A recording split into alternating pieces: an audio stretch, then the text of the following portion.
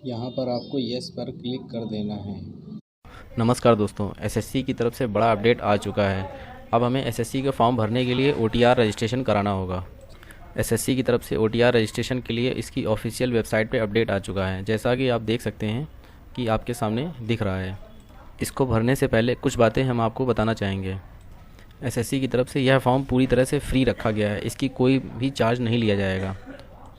SSC की तरफ से यह ओटीआर रजिस्ट्रेशन 22 फरवरी 2024 से शुरू हो गया है तथा यह इसकी कोई लास्ट डेट नहीं है, इसे आप भर सकते हैं। अब अभी आपको जब भी भविष्य में एसएससी का फॉर्म भरना होगा तो उसके लिए आपको ओटीआर रजिस्ट्रेशन होना ज़रूरी होगा, इसलिए समय रहते आप अपना ओटीआर रजिस्ट्रेशन करा लें। इस ओटीआर रजिस्ट्रेशन से यह फ़ायदा होने वाला है कि आपको बार बार अपनी पर्सनल डिटेल भरने की आवश्यकता नहीं होगी। आप एक बार ओटीआर के जरिए अपनी डिटेल भर लेंगे, जिसे आप डालते रजिस्ट्रेशन नंबर डालते ही आपकी पर्सनल डिटेल भर के आ जाएगी और आपको अपने फॉर्म के अनुसार आगे की डिटेल भरनी होगी। हाँ, एक खुशखबरी एक और भी है कि इस फॉर्म को भरने की कोई एज लिमिट नहीं होगी। आपको किसी भी एज ग्रुप के लोग इस ओटीआर रजिस्ट्रेशन को अपने कर सकते हैं। इस ओटीआर रजिस्ट्रेशन के जरिए आप CGL, MTS, SSC post GD या फिर दिल्ली पुलिस कांस्टेबल या SSC Delhi police sub inspector या सीएचएसएल या सीपीओ एसआई जैसी अन्य एग्ज़ाम इसके ज़रिए भरे जा सकेंगे। चलिए अब चलते हैं फॉर्म के लिए कि इसे हमें किस प्रकार से भरना है। तो यह आपके सामने एक विंडो नज़र आ रही होगी।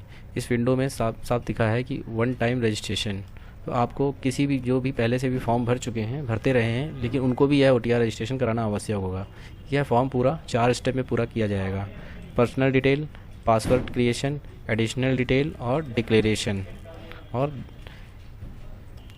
पर्सनल डिटेल में कैंडिडेट के नाम, आइडेंटिटी और कॉन्टैक्ट नंबर फीड किया जाएगा और पासवर्ड क्रिएशन में उसका पासवर्ड क्रिएट करना होगा तथा एडिशनल डिटेल में उसके कैंडिडेट के नेशनैलिटी और उसका एड्रेस और इसके एजुकेशन के बारे में पूछा जाएगा। और रही बात डिक्लेरेशन की, तो कैंडिडेट को कंफर्मेशन देना होगा। उसके बाद आपको सबमिट पे क्लिक करना होगा। और यदि आपने रजिस्ट्रेशन कर लिया है और आपको लॉगिन करना है तो आप लॉगिन और रजिस्ट्रेशन यहाँ पे आके आपको लॉगिन करना होगा। और अब चलते हैं इसके प्रोसेस के बारे में। तो जब ये विंडो खुल के आपके सामने आ जाएगी तो आपको कंटिन्यू पे क्लिक करना होगा। तो आपके सामने जैसे ये दिख रहा है कंटिन्यू, तो यहाँ पे आपको कंटिन्यू पे क्लिक कर देना है। जैसे ही आप कंटिन्यू पे क्लिक करेंगे तो आपके सामने नया विंडो खुल के आ जाएगा। आप देख सकते हैं कि आपके लेफ़्ट साइड में पहला पर्सनल डिटेल ऑप्शन खुल के आ गया, जिसमें कैंडिडेट का नाम, आइडेंटिफिकेशन ऑफ कॉन्टैक्ट भरने के लिए मांगा जाएगा। तो आपको सबसे पहले देखना है कि one time registration personal detail. पहले ऑप्शन 1 में दिखा रहा है do you have Aadhaar card, को आधार कार्ड येस कर देना है। अपने आधार कार्ड की डिटेल यहाँ भर देनी है।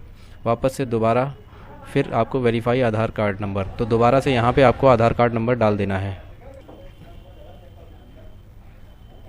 इसी प्रकार यदि आपके पास आधार कार्ड नहीं है तो आपको यहाँ पे नो पे क्लिक कर देना है। नो पे क्लिक करते ही आपके पास नीचे सेकंड ऑप्शन खुल के आ जाएगा। इसमें आपको अलग अलग आधार के अलावा अन्य आईडी मांगी जाएंगी, जैसे driving licence, PAN card, passport, employer ID, school ID, voter ID. इनमें से कोई भी आप डाल के और अपनी आईडी नंबर डाल के आप आगे बढ़ सकते हैं। वैसे यदि आपके पास अपना आधार कार्ड है तो आप उस यस पे करके अपना आधार कार्ड ही डालें। चलिए अब नीचे आ जाते हैं पॉइंट नंबर 3 पे, जिसमें आप देख सकते हैं कैंडिडेट का नाम पूछा जाएगा। चाहे आप आधार कार्ड से भरें या किसी अन्य आईडी से, तो आपको अपना आइडेंटिटी कार्ड की डिटेल, जैसे कि आपका नाम यहाँ पे भरना होगा।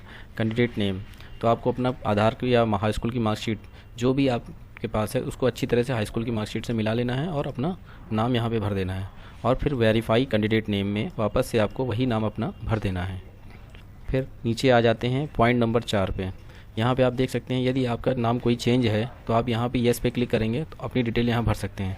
यदि आपके नाम में किसी प्रकार का कोई चेंज नहीं है, सब कुछ सही है, तो आप यहाँ नो पे रहने दें और आगे बढ़ जाएं। आपको यहाँ पे चौथे नंबर पॉइंट पे कुछ भी करने की आवश्यकता नहीं है। आपको सीधे 5 नंबर पॉइंट में आ जाना है। 5 नंबर में आते ही अपना जेंडर सेलेक्ट करना है। आप मेल फीमेल जो भी आप चाहें उसे सेलेक्ट कर लें।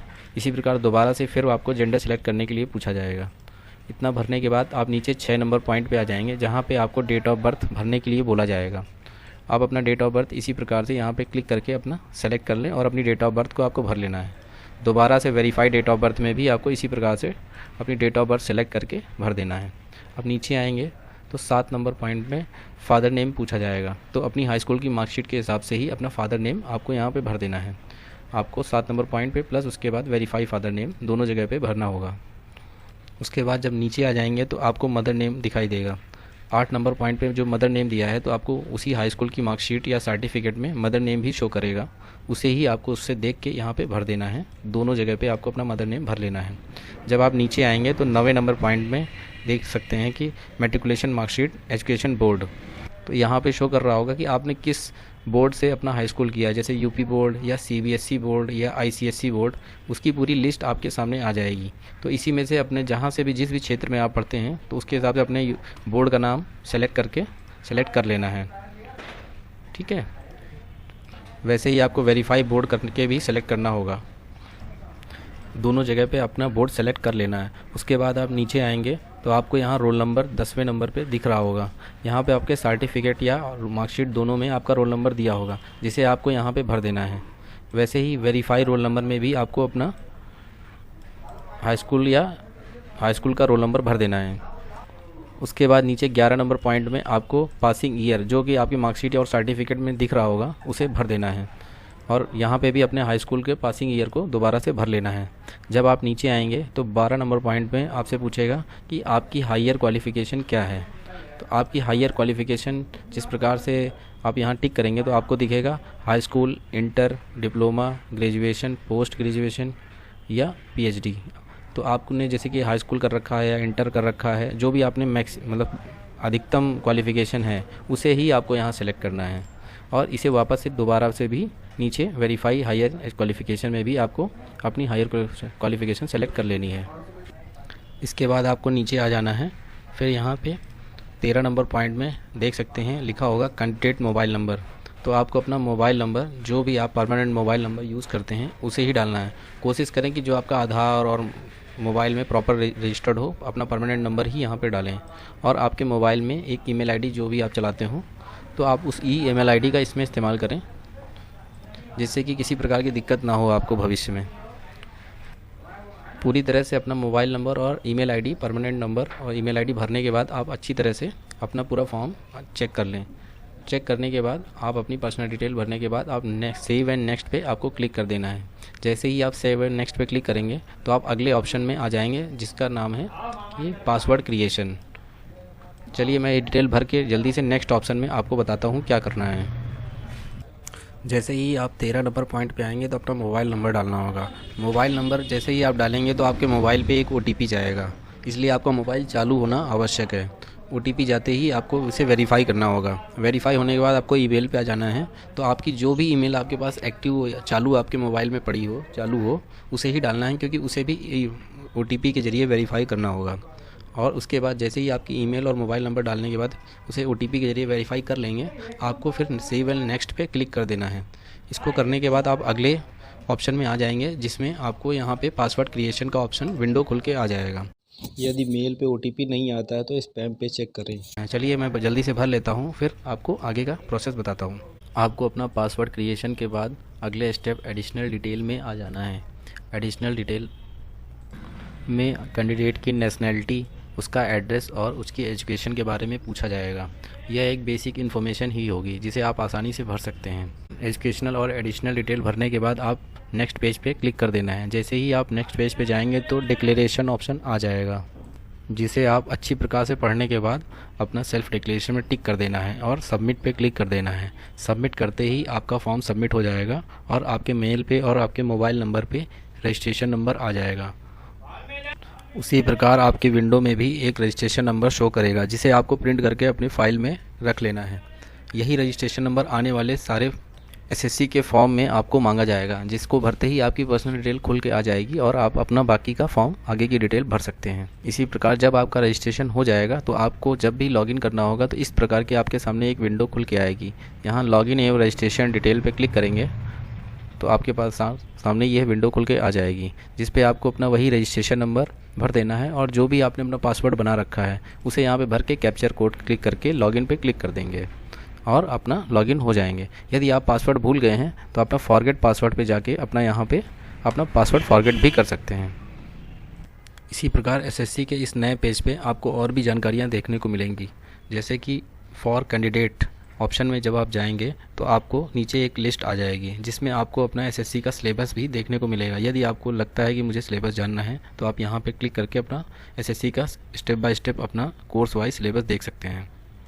इसी प्रकार अपना एग्ज़ामिनेशन कैलेंडर भी देख सकते हैं, कौन सा एग्ज़ाम कब कराया जाना है, ये सब आपकी उसी विंडो में शो करा दिया जाएगा। इसी प्रकार आपकी इस नई वेबसाइट के होम पेज में और भी कई सुविधाएं जो स्टूडेंट्स के लिए कराई गई हैं, जिस प्रकार फॉर कैंडिडेट ऑप्शन आप देख सकते हैं, इस पर आप टिक करेंगे तो आपके सामने एक लिस्ट आ जाएगी, जिसमें आप जाते ही अपना एग्ज़ामिनेशन कैलेंडर देख सकते हैं कि साल भर में एसएससी कौन कौन से एग्ज़ाम कराने वाली है और उसका कब कब शेड्यूल तय किया गया है। इसी प्रकार स्कीम ऑफ एग्ज़ामिनेशन के बारे में भी आप जानकारी कर सकते हैं, और उस एग्ज़ाम जो भी एग्ज़ाम आपके होने वाले हैं उसका सिलेबस क्या रहेगा उसको भी आप यहीं से देख सकते हैं, उसी हिसाब से अपनी तैयारी कर सकते हैं।